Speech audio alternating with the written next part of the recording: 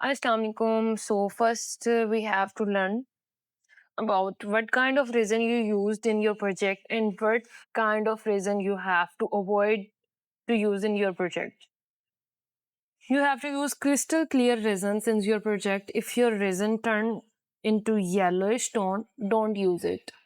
Normally it cause softening in resin, also fungus in your resin, and it reduce your shelf life of your product. uh, when it happens, when your resin is too much older and your brand is not that much good, or that's it. आप लोगों को रेज़न कौन से use करने हैं, वो रेज़न आपने use करना है जो कि क्रिस्टल क्लियर रेज़न हो। आप लोगों ने ऐसा रेज़न यूज़ नहीं करना जो कि आपका रेज़न येलोइश टर्न हो गया हो। जो रेज़न येलो टर्न हो गया हो वो softening in your project cause कर सकता है और प्रॉपर्ली क्योर नहीं होगा। और दूसरी चीज़ इसके अंदर ये है कि शेल्फ लाइफ जो है आपके प्रोडक्ट्स की कम कर देगा, और इससे आपके प्रोडक्ट्स के अंदर फंगस भी लग सकती है। आपने बाय करते वक़्त ख़्याल रखना है कि आपका जो सेंडर है या वेंडर है, वो आपको क्रिस्टल क्लियर रेज़र दे, ना कि येलोइश टोन में रेज़न दे, ठीक है? सो ये अगर ज़्यादा देर अगर आपका रेज़न पड़ा रहेगा, तब भी आपकी बॉटल्स जो हैं वो येलो हो सकती हैं। अब जो ये मेरे पास बॉटल पड़ी है, ये भी एचएमएस की है, बट ये बहुत ओल्ड है, लाइक काफ़ी ज़्यादा ओल्ड है। मेरे काफ़ी बैचेस ओल्ड है, तो दैट्स व्हाई ये येलो हो गई है। ये मैंने रखी इसलिए हुई है ताकि मैं आपको क्लियर डिफरेंस दिखा सकूँ आपके रेज़न के अंदर कि येलो हो जाने पर क्या कैसे लगता है रेज़न, और क्रिस्टल क्लियर रेज़न जब हम कहते हैं तो वो किस तरह होता है, ठीक है? तो बहुत ज़्यादा देर अपने रेज़न को मत रखें, और दूसरा अच्छी क्वालिटी का रेज़न यूज़ करें। एंड तीसरा ये कि रेज़न बाय करते वक़्त रेज़न को देख लें कि कहीं वो येलोइश टोन में ऑलरेडी तो नहीं है। इसका मतलब ये है कि रेज़न जो है वो काफ़ी देर से पड़ा हुआ है या उसकी क्वालिटी जो है वो अच्छी नहीं है। ओके, ये तो हो गई हमारी रेज़न की बातें, ठीक है, कि रेज़न हमने कैसा लेना है और कैसा होना चाहिए। This is resin part A and this is resin hardener activator part B. Uh, जो क्वांटिटी मैं यूज़ कर रही हूँ या जो रेशो मैं यूज़ कर रही हूँ वो है 2:1। और इफ़ यू हैव 1:1 और any other ratio, so rule सबके लिए सेम है। The rule is same for every ratio resin. Your resin must should be crystal clear. Okay, next आपने अपने रेज़न को किस तरह मेजर करना है कि आपने मोल्ड के अंदर कितना रेज़न आप डालेंगे तो आपको पता लगेगा कि आपका रेज़न आपने इसमें इतना ऐड करना है, या आपका ये मोल्ड है इसमें कितना रेज़न जो है वो आएगा। ये चीज़ आपको कैसे पता लगेगी? सबसे पहले आपको तो जनाब यहाँ पे चाहिए आपका एक रेज़न के लिए मोल्ड, देन आपको चाहिए आपका मेजरिंग स्केल, एंड एक जो है आपके पास वाटर कप हो या जो भी है, एक वाटर कंटेनर आप रखेंगे, ठीक है? जिससे आप मेजर करेंगे कि कितना रेज़न आपको आपके प्रोजेक्ट्स के अंदर रिक्वायर्ड है आपके मोल्ड के अंदर। Okay, so firstly if you want to know about how much resin will be used in your mould, you need to have a measuring scale, a cup of water और a container and your mould. Turn on your scale,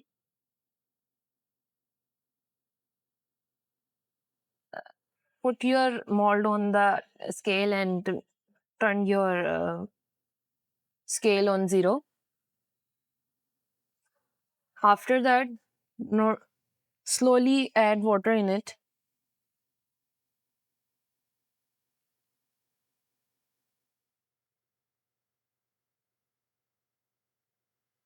जब आप अपने रेज़न के अंदर mould के अंदर पानी डालना शुरू करें, तो इसको आराम से पूरा भर लें। इससे आपको पता लग जाएगा कि कितना जो है आपका जो पानी है या रेज़न है इसके अंदर आएगा। ग्लास थोड़ा-सा ज़्यादा फिल अप है।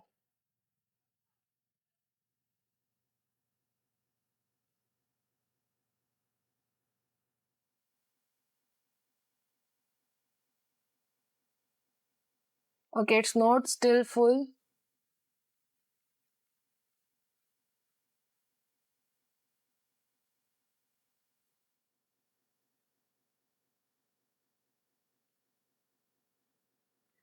Okay, now it's almost full. And the number here is 223. That mean how much resin this mold take? 223 grams. Okay. My scale is set on grams measuring. जितना इसके अंदर पानी आएगा उसका मतलब है कि इतना इसके अंदर रेजन जो है वो हम डालेंगे, ठीक है। इस तरह करके आप अपने जितने भी रेजन के मोल्ड हैं उसको मेजर कर सकते हैं कि इसके अंदर टोटल कितना रेजन जो है इसमें आएगा। ये एक बात हो गई। यहाँ तक आप लोगों को अपने किसी भी मोल्ड के अंदर जो है रेज़न डालने की जो समझ है वो आ जाएगी। इसको आप किसी भी मोल्ड के साथ यूज़ कर सकते हैं, कोई भी 3D मोल्ड है या कोई भी दूसरा मोल्ड है आपका, ये सबके साथ सेम टेक्नीक रहेगी। Okay, so next step is this: how to calculate resin measurements when you are working a project which is divided in different layers. For example, you are working on an engagement tray, so you have to make a base layer, then you add sticker when it's dry, then you have to add another layer as a top coat of your project. Then how much resin you will need to add as a base layer and then as a top coat. For this, आप लोगों को जब आपने कोई ऐसा project बनाना है जिसके अंदर आप डिफरेंट लेयर्स के अंदर काम कर रहे हैं और उस प्रोजेक्ट के अंदर जैसे मिसाल के तौर पे आप एक रेज़न की एंगेजमेंट ट्रे बना रहे हो, एक जो बेस है उसकी आपकी एक जो फर्स्ट लेयर है वो उसकी बेस लेयर आप बना रहे हो, देन वो ड्राई होगा और उसके बाद आप उसके अंदर स्टिकर लगाओगे तो देन डेफिनेटली आपको उसके ऊपर एक टॉप लेयर करनी पड़ेगी। तो फिर आपको कैसे पता लगेगा कि इसकी बेस लेयर आपने कितनी रखनी है और इसकी आपने टॉप लेयर कितनी रखनी है, ठीक है। फॉर दिस आप लोगों को पहले तो आपके मेजरमेंट पता होनी चाहिए कि टोटल कितनी है।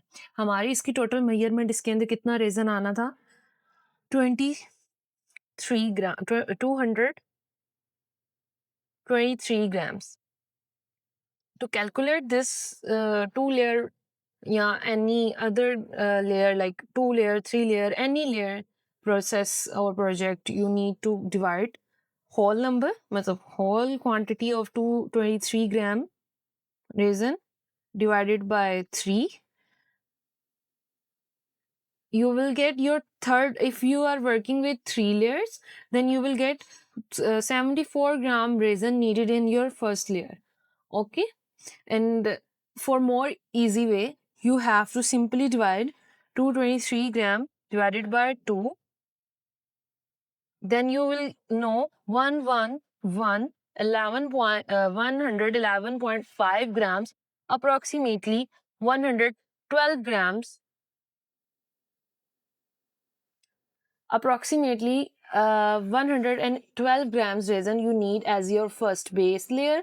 And then if you are going with another layer, you need same number as your top layer. It will be divided your resin surface first, then your base layer will be half layer and other half layer count as your resin top layer. Okay. इसके अंदर आप लोगों ने सबसे पहले क्या करना है, अपनी रेज़न की टोटल क्वांटिटी को डिवाइड कर देना है 2 के साथ। जब आप उसको 2 के साथ डिवाइड कर देंगे तो आपके पास जो आंसर आएगा वो उसकी फर्स्ट बेस लेयर है। यानी कि पहली बेस लेयर के अंदर कितने ग्राम रेज़न आने चाहिए? 111.5 ग्राम रेज़न आना चाहिए आपके उसके अंदर, ठीक है। उसकी जो टोटल होगी वो उस पर डिपेंड करता है। और उसके बाद सेम ही क्योंकि हम हाफ करके चल रहे हैं तो हाफ के मतलब ये है कि आपने नेक्स्ट जो उसके ऊपर टॉप कोट करना है उसकी भी टोटल वेटेज इतनी होनी चाहिए। लेट्स सपोज हमारे पास अब नेक्स्ट ऑप्शन क्या है, हमारे पास जो नेक्स्ट आ रहा है कि अब हमने इसको रेजन की टोटल क्वांटिटी तो हमें पता लग गई है। We know the total quantity of each base, but how much resin and how much hardener we need in every base. Now let's come to this point. Okay, so for double or triple layer working, and now we are on the point of how much resin and hardener we need in every base, how to calculate it. Firstly, we get 111.5 now, so we will deduct or we will minus the point 0.5 number to get exact values, round of values. Okay, so divided by 3, we get 37 gram. We get 3 parts and 37 grams in each part, plus 37 plus 37, 74. Two parts of 74, which we will get 74 gram as part A, resin, and one part 37 as resin. We divide simply whole number of base in three parts. Okay, first part, first two parts will be our resin, and second, third part will be hardener. In Urdu simply आपने अपने total number को जो हमें मिला था divide करने पर layer by layer करके हम जब करें, हमारी एक बेस जो बननी है वो 111 ग्राम की बेस बननी है।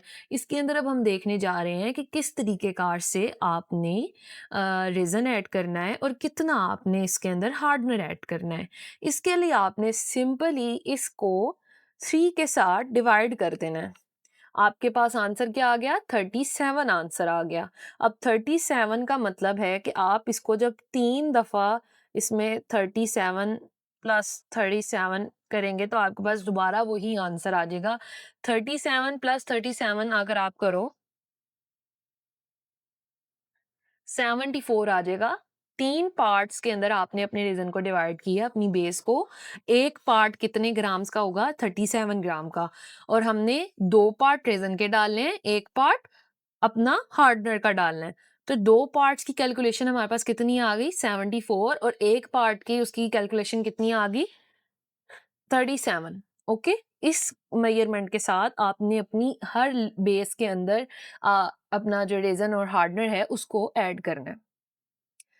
इसके अलावा आप लोगों का कोई भी क्वेश्चन होगा, आप लोग नीचे कमेंट कर दें, या फिर मुझे अपने इनबॉक्स वगैरह में अपने क्वेश्चंस वगैरह जो हैं वो नोट कर लें, ताकि आपको आपकी नेक्स्ट क्लास के अंदर हम उसे डिस्कस कर सकें। जिसको नहीं समझ आएगा उसके लिए मैं और आसान तरीके से बता दूंगी, और हम इसको और अच्छे तरीके से डिस्कस कर लेंगे। ठीक है?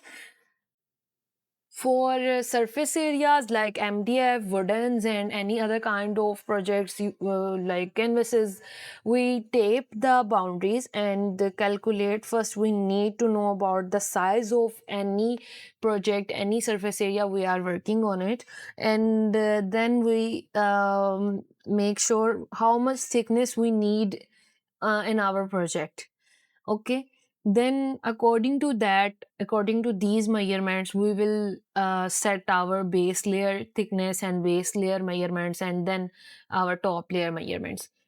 जब हमने सरफेस एरियाज के ऊपर काम करना होता है, या जब हम लोगों ने अपनी किसी इस तरह के वुडन पीसीस के ऊपर काम करना है, कैनवसेस के ऊपर काम करना है, तो हमने सबसे पहले जो चीज़ माइंड में रखनी है वो ये है कि आप लोगों ने उसकी जो थिकनेस है उसको माइंड में रखना है कि आपको कितनी थिकनेस जो है वो रिक्वायर्ड है।